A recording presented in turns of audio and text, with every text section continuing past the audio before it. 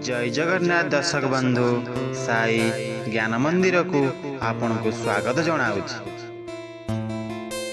दर्शक बंधु आज भिडियोटी आपण घर बहुत गुरुत्वपूर्ण कारण आम घर वास्तु ठीक करने प्रथम आमको आग घर चतुर्पार्श्वर परिवेश ठीक करने को पड़ो।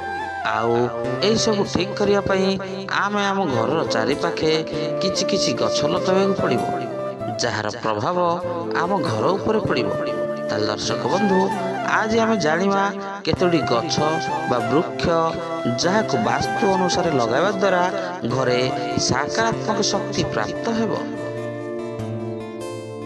ताले दर्शक बंधु आज भिडियोटी को आरंभ करने आगु आप जदि मो चैनल को नुआ करी आछंती किंबा ए पर्यंत चैनल को सब्सक्राइब करना दयाकोरी चैनल टी को सब्सक्राइब कर दिंतु आउ तले थिबा बेल आइकन टी को बजाई दिंतु जहाँ फल प्रत्येक दिन नुआ नुआ वीडियो अपलोड होगा मात्रे आपण पाखे नोटिफिकेशन पहुँची आउ आप सर्वप्रथम आज भिडियोटी को देखिपारे आउ कमेंट रे ओम साई राम बोली लिखंतु। तार चलंतु आज भिडियोटी को आरंभ करिबा। सकारात्मक शक्ति वृद्धि पाई वास्तुशास्त्र विभिन्न प्रकार गछर महत्व संपर्क में उल्लेख अछि। उक्त गछ गुड़िक सकारात्मक शक्तिर उत्स बोली कहा जाए।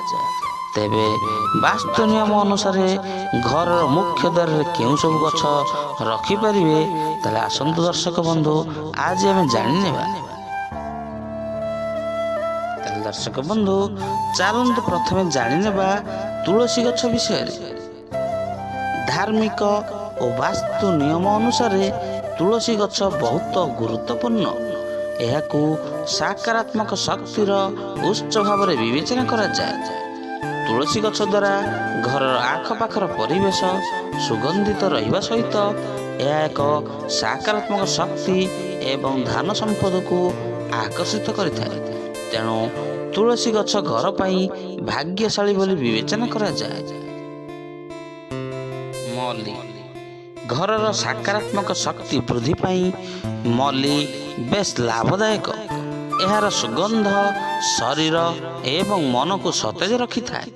कहा जाए जे जदि मुख्य द्वार में मल्ली गछ अछि तेबे केवल घर को सुगंध रे परिपूर्ण करिब नहीं बरम धन्य मध्य वृद्धि करि थाए। मनी प्लांट को घरर मुख्य द्वार में लगाइबा द्वारा सकारात्मक शक्तिर संचार होता है। मनी प्लांट को घर भितरे किंबा घर बाहर मध्य लगा जाय परिबो। एहा द्वारा परिवार रे खुशीर माहौल रही थाए। मनी प्लांट द्वारा सुख समृद्धि मध्य वृद्धि होई थाए। ताଳ गछକୁ वायु विशोधक भाव विवेचना करा जाए। तेणु एहाकु घरर मुख्य द्वार पाखरे लगाई परिबे। घरर मुख्य द्वार रे ताଳ गछ लगाइबा द्वारा सकारात्मक शक्ति वृद्धि पाई थाए।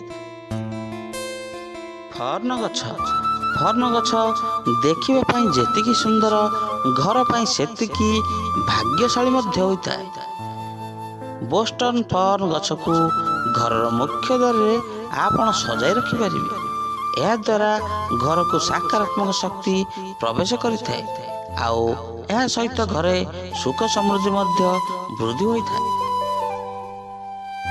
कमला गछ पेंगुसुई अनुसार लेंबू बा कमला गछ मध्य घर पाई बहुत शुभ अटे। तेणु एहा द्वारा घरर सौभाग्य वृद्धि होइथाए। आउ एही गछ को घरर मुख्य कबाटर ठीक सामने रखिबा परिवर्ते मुख्य द्वारर डाहाण पार्श्व रखंतु जहा द्वारा घरे सकारात्मक शक्ति प्रवेश करिथाए आउ घर सुख समृद्धि वृद्धि होइथाए।